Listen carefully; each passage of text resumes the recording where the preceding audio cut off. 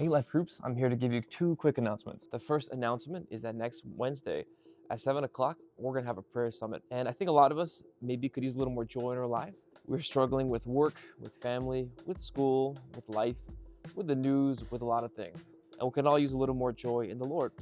Good news, that is the theme for this prayer summit coming up. We're going to talk about how we can have joy in worship, joy in understanding God's word, and joy in mission. It'll be a beautiful time for the church to come together to seek God and to pray for His joy in our church and also the rest of the world as well. And one of the most beautiful things a church can do is to come together and worship and pray to God together.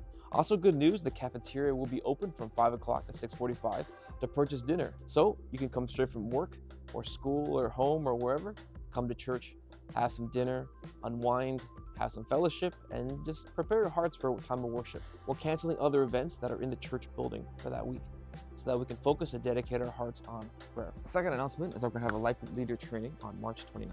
This is for current leaders and those who are interested in leading, or just people you think have potential to lead. There's going to be two things that are going to be different about this training compared to previous ones. First off, there's going to be a hot breakfast provided by Candy and her team. Secondly, the format's going to be a little different. We're going to have panelists from different categories of leaders, including ILM, leaders who are relatively young in their leading, those who have been leading for several years and have a decent amount of experience under their belt, as well as leaders who are quite experienced, who have been doing this for a long time.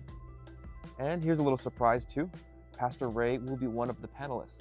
And to be honest, I'm actually pretty excited to hear what he has to say. So we're going to be discussing and sharing different topics, including how did God call them to lead?